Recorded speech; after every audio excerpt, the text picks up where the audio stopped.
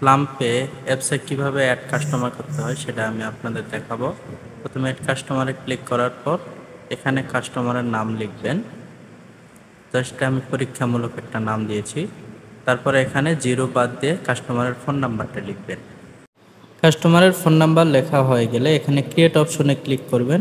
করলে আপনাদের সরাসরি এই পেজে নিয়ে আসবে। এখান থেকে আপনারা যদি নিউ ফোন সেট আপ করেন সেই ক্ষেত্রে নিউ ফোন ওখানে সিলেক্ট করে দিবেন। তারপরে ফোনের মডেল কি, ব্র্যান্ড কি সেটা লিখে ওখানে দিবেন। তারপরে ফোনের মডেলটা এখানে লিখে দিবেন। তারপরে এখানে ফার্স্ট আইএমইআই নাম্বার এবং সেকেন্ড আইএমইআই নাম্বার এখানে আপনারা চাইলে টাইপ করেও দিতে পারেন এবং স্ক্যান করেও দিতে পারেন।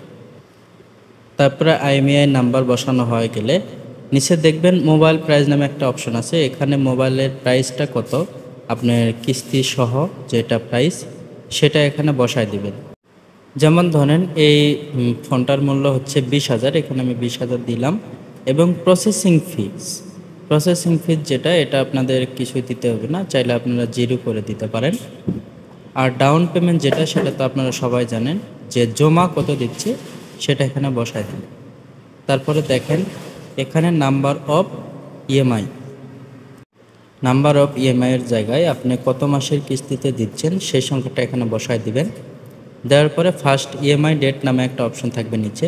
এখানে পরবর্তী মাসের যেই কিস্তির তারিখটা এটা অটোমেটিক কিন্তু এখানে চলে আসবে, সেখান থেকে আপনারা ওকে করে দিবেন।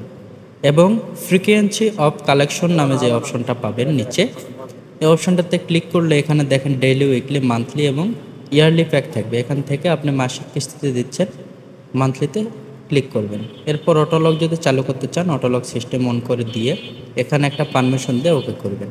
এবং এখানে অ্যাকসেপ্ট করে দিলে আপনার এখানে এরকম একটা অপশন আসবে। তারপর ক্রিয়েটে ক্লিক করবেন।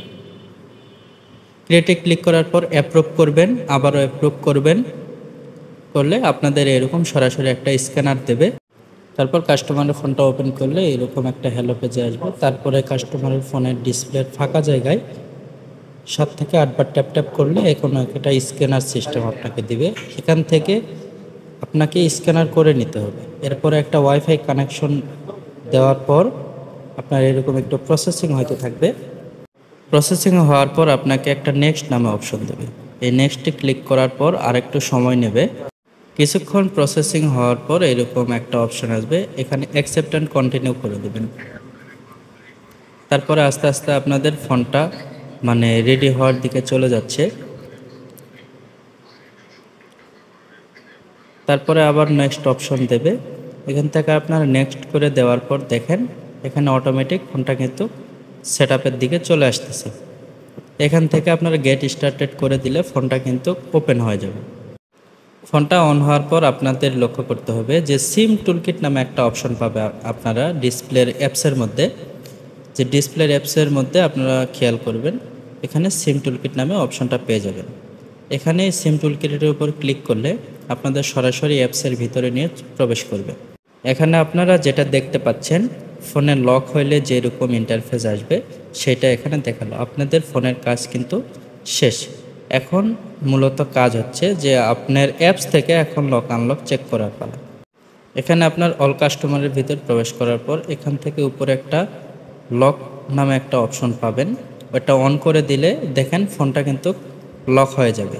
এখান থেকে কিন্তু আপনি কোনোভাবেই বেরিয়ে আসতে পারবেন না বা লক খুলতে পারবেন না।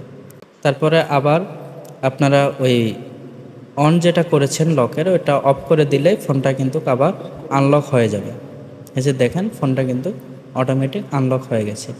এরপরে যে অপশনটা সেটা হচ্ছে আপনার আইএমই যদি পরিশোধ হয়ে যায় সেই ক্ষেত্রে আপনাদের করণীয় এখানে অল মেম্বারসে ক্লিক করার পর যে কাস্টমার আইএমই পরিশোধ হয়েছে ওনার ডিটেলসে ক্লিক করলে এরকম অপশন পাবেন। এখানে মাঝখানের ইনস্টলমেন্ট অপশনে ক্লিক করলে নিচে নিউ নামে একটা অপশন আছে, এখানে ক্লিক করে আপনার টাকাটাকে যদি ক্যাশে পান তাহলে এখানে ক্যাশ দিয়ে নিচে ওখানে সাবমিট বা ক্রিয়েট করে দেবেন।